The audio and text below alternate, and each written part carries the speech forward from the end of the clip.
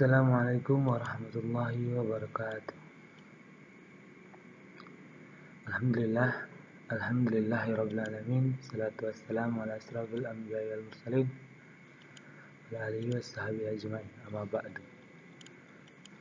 Baiklah, kembali lagi dengan saya Ustadz Muhammad Tamam di mata pelajaran PJOK.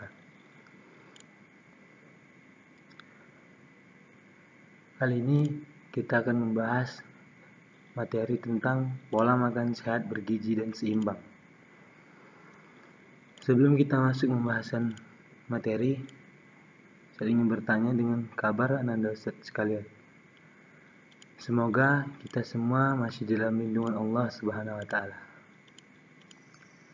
Baiklah, kita mulai saja dengan melafazkan basmalah. Bismillahirrahmanirrahim. Tolong Ananda Ustaz mendengarkan isi materi tersebut. Makan sehat dan bergizi. Hakikat makanan sehat dan bergizi. Makanan sehat dan bergizi adalah makanan yang memiliki kandungan gizi seimbang. Zat-zat yang diperlukan tubuh untuk proses tumbuh kembang. Menu makanan sehat harus kaya akan unsur zat gizi seperti karbohidrat, protein, mineral, vitamin, dan sedikit lemak. Kaya tak jenuh untuk lebih tepatnya dinamakan dengan nama menu gizi seimbang. Ilmu yang mempelajari segala sesuatu tentang makanan dalam hubungannya dengan kesehatan optimal atau tubuh disebut ilmu gizi. Gizi adalah zat-zat yang terkandung dalam suatu jenis makanan tertentu. Apabila konsumsi gizi makanan seseorang tidak seimbang dengan kebutuhan tubuhnya, akan terjadi kesalahan gizi. Malnutrisi ini mencakup kelebihan gizi, disebut gizi lebih atau overnutrient. Adapun ciri-ciri makanan sehat dan bergizi adalah sebagai berikut. Tidak banyak mengandung lemak hewani, rendah garam dan MSG, banyak mengandung sayuran atau serat, tidak mengandung bahan pengawet, tidak menggunakan sedikit minyak goreng, mengandung zat-zat gizi seperti karbohidrat, protein, vitamin, lemak, mineral, dan air. Kita lanjut saja. Zat makanan yang diperlukan oleh tubuh. Pertama ada karbohidrat, lemak, protein, asam amino, vitamin, mineral, serat kasar, air, dan makan sehat dan bergizi. Kita bahas satu. Zat karbohidrat pada tubuh. Jadi kebutuhan zat karbohidrat pada tubuh itu fungsinya yang pertama adalah sebagai sumber energi utama bagi tubuh. Energi tersebut dibutuhkan mulai dari bernapas hingga aktivitas tubuh yang lebih intens, seperti berlari. Karbohidrat juga merupakan salah satu nutrisi penting untuk ibu hamil umumnya. Selama proses pencernaan berlangsung, sumber karbohidrat akan dipecahkan menjadi gula untuk kemudian diserap oleh saluran cerna dan masuk ke aliran darah. Gula ini yang dikenal sebagai gula darah atau glukosa. Dibantu insulin, gula dalam darah akan memasuki sel tubuh. Jika terdapat glukosa berlebih, maka akan disimpan dalam otot dan hati dalam bentuk glikogen. Bila benar-benar tidak terpakai, maka glukosa diubah menjadi lemak. Nah, ini ada contoh gambar zat karbohidrat. Mungkin Anda sudah tahu makanan yang berzat karbohidrat. Kita lanjut saja. Zat lemak yang dibutuhkan oleh tubuh. Fungsi makanan yang mengandung zat lemak dibutuhkan oleh tubuh itu: pertama, membran sel atau lemak struktural. Dua, hormon steroid atau lemak fungsional. Di dalam tubuh manusia, lemak dibagi menjadi dua kelompok, yaitu lemak struktural dan lemak fungsional. Lemak struktural adalah bagian dari dinding sel, sedangkan lemak fungsional dapat berupa hormon, steroid, prostaglandin, dan timbunan lemak yang dapat dipakai sebagai cadangan energi. Pada dasarnya, lemak makanan atau dietary fat memiliki fungsi untuk menyediakan energi jangka panjang, memberikan rasa kenyang setelah makan, membantu pembuatan hormon, membentuk bagian otak dan sistem saraf, membentuk membran sel untuk setiap sel di dalam tubuh,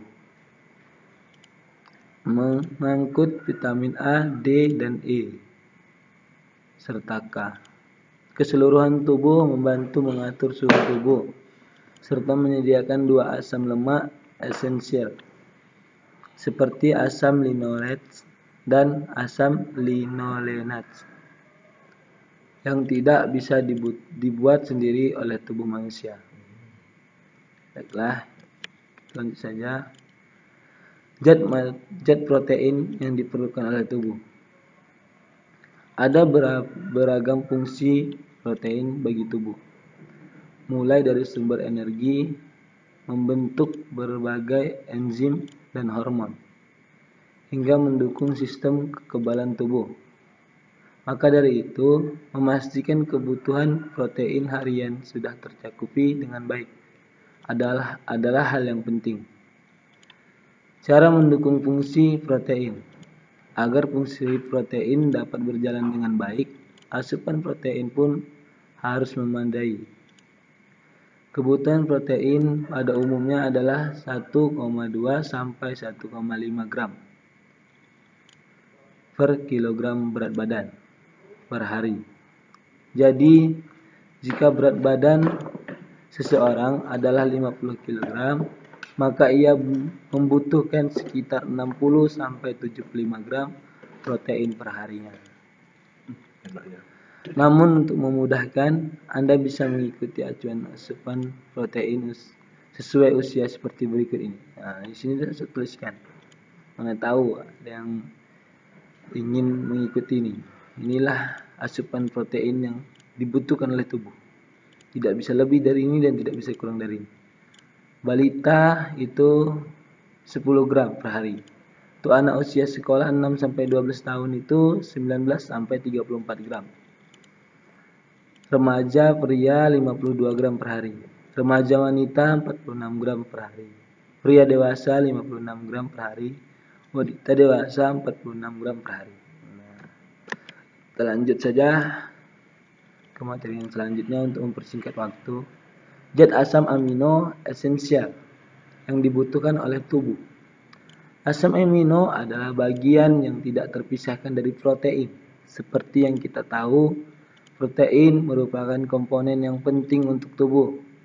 Dikelompokkan sebagai makronutrien atau protein berperan dalam membentuk otot serta merupakan salah satu bahan utama membentuk otak, sel, saraf, darah, rambut, hingga kuku.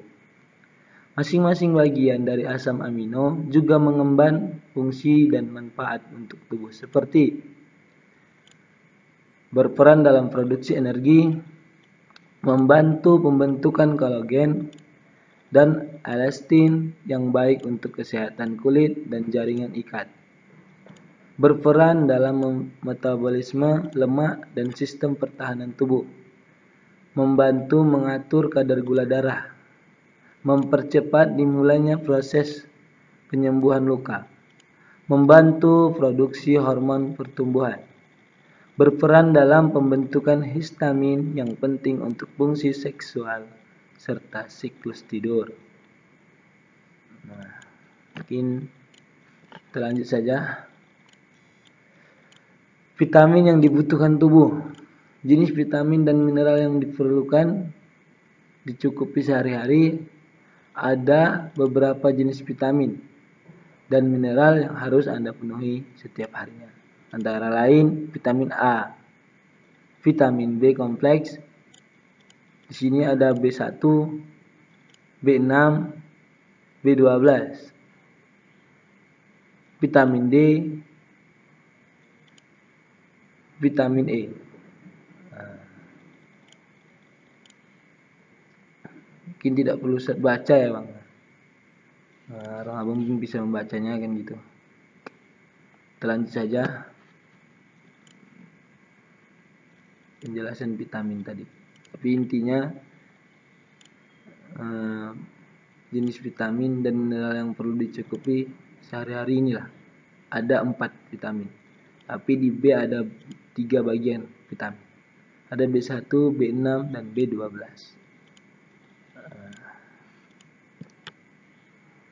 Oke, baik. Mungkin itu saja yang bisa saya sampaikan.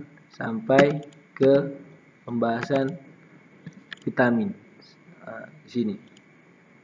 Yang F, G, H, I-nya mana Ustaz? Nanti kita insya Allah akan bahas di pertemuan selanjutnya. Kalau di saat ini kita bahas, maka akan lama kali waktunya. Nanti yang ada anak Ustaz bosan melihat videonya kan gitu. Oke lah.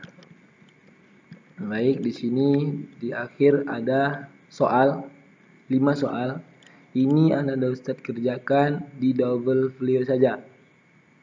Lebih memudahkan.